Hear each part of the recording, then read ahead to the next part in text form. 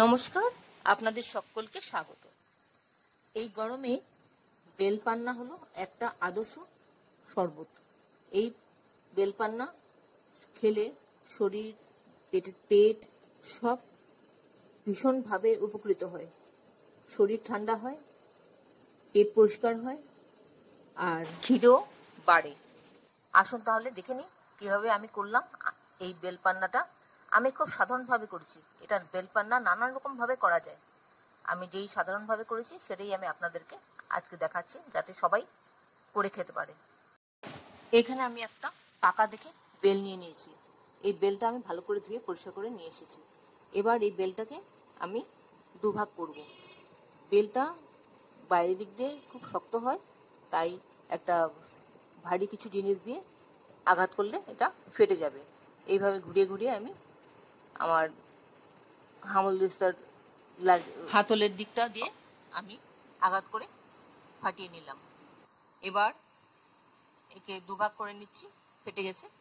আর ভেতর থেকে যে কাতটা রয়েছে সেই ভেতর থেকে কাতটা আমি এবার বার করে নেব। এটা বার করার জন্য একটা পাত্র নিয়ে নিলাম বড়। তার মধ্যে আমি একটা চামচ নিয়ে নেব শক্ত দেখে।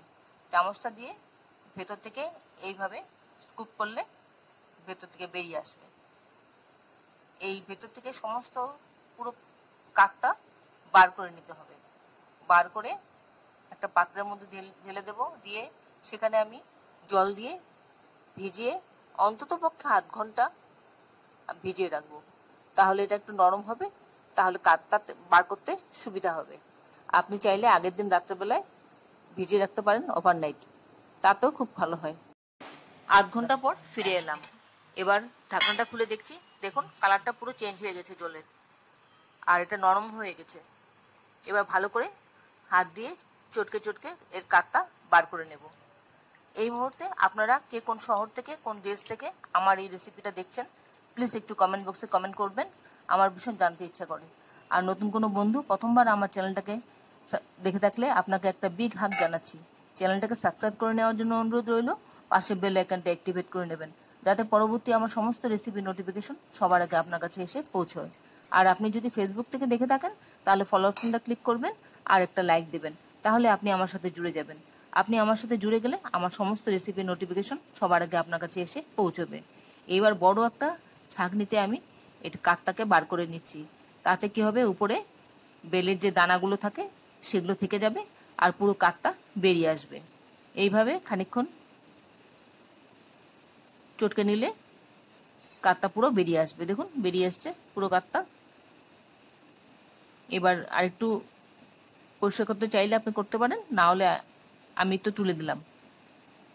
এবার এর মধ্যে আমি একটা গন্ধরাজ লেবু এর একটু রস দিয়ে দেব, কারণ গন্ধরাজ লেবুর একটা খুব সুন্দর গন্ধ থাকে, তাই এটা একটু অ্যাড করলে খেতে বেশ ভালো লাগবে।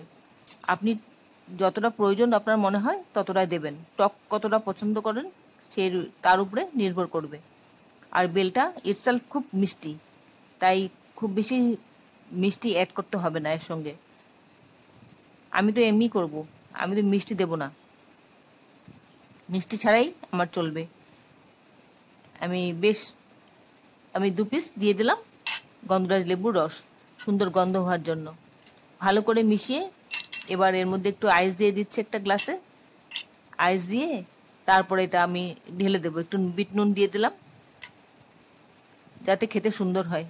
আপনি চাইলে এর মধ্যে দই দিতে পারেন, দই দিয়েও ভালো করে মিশিয়ে করতে পারেন। আমি একদম সিম্পল ওয়েটা আমি দেখালাম। সবার কাছে সবসময় সব কিছু থাকে না, আমার কাছে যদিও দই আছে, কিন্তু তাও আমি এইভাবে করে দেখালাম, যেটা শরীরের জন্য, পেটের জন্য একদম আদর্শ। এইভাবে করে একটা লেবু স্লাইস দিয়ে আমি গার্নিশ করে দিলাম, দিয়ে এবার পরিবেশন করব। এইভাবে যদি এক গ্লাস শরবত সকালবেলায় খাওয়া যায়, একদম সারা শরীর চাঙ্গা হয়ে যাবে সারাদিনের জন্য, আর পেট সাফ পরের দিন অবশ্যই। আশা করি আপনাদের ভালো লেগেছে আমার এই রেসিপিটা। যদি ভালো লেগে থাকে তাহলে একটা লাইক দেবেন, বন্ধুদের সাথে অনেক অনেক শেয়ার করবেন। আর যারা এখনো পর্যন্ত আমার চ্যানেলটাকে সাবস্ক্রাইব করেননি, ঝটপট সাবস্ক্রাইব করে নিন। আপনাদেরকে আমাদের মাঝে দেখতে পেলে আমাদের খুব ভালো লাগবে। আপনাদের যদি কোনো প্রশ্ন থাকে এই রেসিপিটা সম্পর্কে, অবশ্যই কমেন্টসে জানাবেন, আমি আপনাদের প্রশ্নের উত্তর দিয়ে দেব। আমার এই রেসিপিটা সম্পর্কে আপনার কি মতামত অবশ্যই কমেন্টসে জানাবেন। এতক্ষণ ধৈর্য ধরে আমার এই রেসিপিটা দেখার জন্য আপনাদেরকে অসংখ্য অসংখ্য ধন্যবাদ। আপনারা সকলে ভালো থাকবেন, সুস্থ থাকবেন, ঈশ্বরের কাছে কামনা করি। তাহলে আসি বন্ধু, নমস্কার।